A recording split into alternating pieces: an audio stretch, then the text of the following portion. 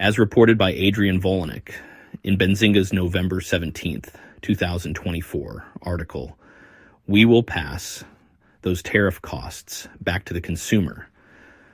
President-elect Donald Trump's proposed tariffs, ranging from 10 to 20% on imports and a staggering 60 to 100% on goods from China, are sparking widespread economic anxiety. These tariffs are already prompting companies like AutoZone to announce price increases that will ultimately fall on consumers.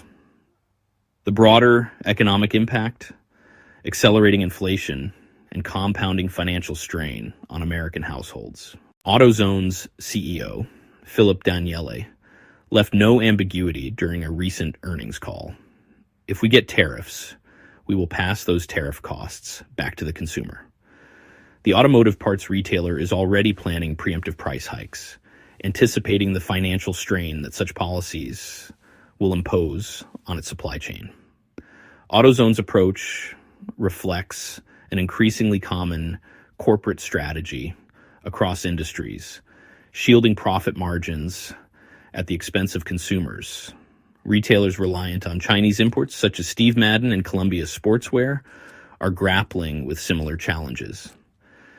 Steve Madden, sourcing 70% of its products from China, is shifting production to Vietnam, Cambodia, and Mexico. But even these efforts won't fully shield customers from price hikes. Columbia Sportswear CEO Tim Boyle warned that maintaining affordability may prove impossible, a sentiment echoed by the National Retail Federation, which has labeled the tariffs a tax on American families. NRF research suggests that a $90 pair of sneakers could cost $106 to $116, while a $100 coat may see a $21 increase. These price hikes are not isolated incidents, but symptoms of a larger economic phenomenon. The proposed tariffs will ripple through supply chains, amplifying inflationary pressures already burdening U.S. households. Stanley Black & Decker is another company preparing to pass costs on to consumers, dismissing domestic manufacturing as impractical due to high costs. Even discount giant Dollar Tree, whose model depends on fixed price points, faces a dilemma: absorb rising costs and erode margins, or break its iconic $1.25 price model. This is not just about corporate strategies. It's about the broader economic stakes. Rising consumer costs are a direct inflationary driver, exacerbating an already challenging environment where real wages lag behind price growth. Inflation erodes purchasing power, disproportionately affecting lower-income households that spend a larger share of their income on essentials. Furthermore, the tariffs could ignite retaliatory trade measures from China, further straining global supply chains and increasing costs for raw materials. Historically, protectionist trade policies have often resulted in unintended consequences. The Smoot-Hawley Tariff Act of 1930, for instance, aimed to protect American industries, but instead deepened the Great Depression by stifling international trade and inflating costs. Similarly, today's tariffs risk plunging the U.S. into a spiral of retaliatory measures and reduced global economic cooperation, all while straining relationships with trading partners like China, Vietnam, and Mexico.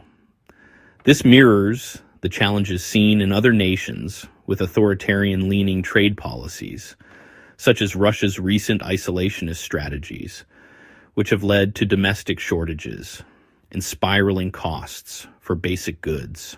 The emotional resonance of this economic moment cannot be overstated.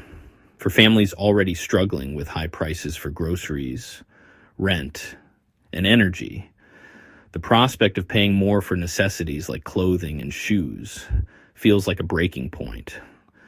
This visceral reaction, a mix of frustration, fear, and powerlessness, amplifies the political and societal stakes of the proposed tariffs.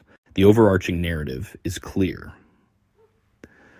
While these tariffs aim to bolster American manufacturing, The immediate and tangible outcome is higher costs for consumers, driving inflation and eroding economic stability.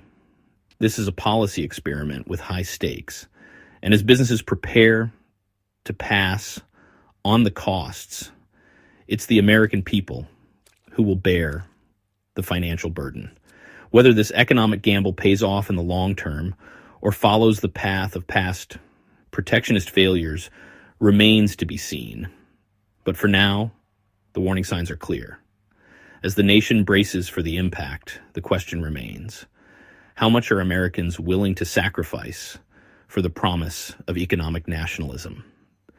Please subscribe to the Intellectualist's new YouTube channel, where we present insightful videos analyzing the current events shaping the world. Turn on notifications to receive the latest updates from the channel.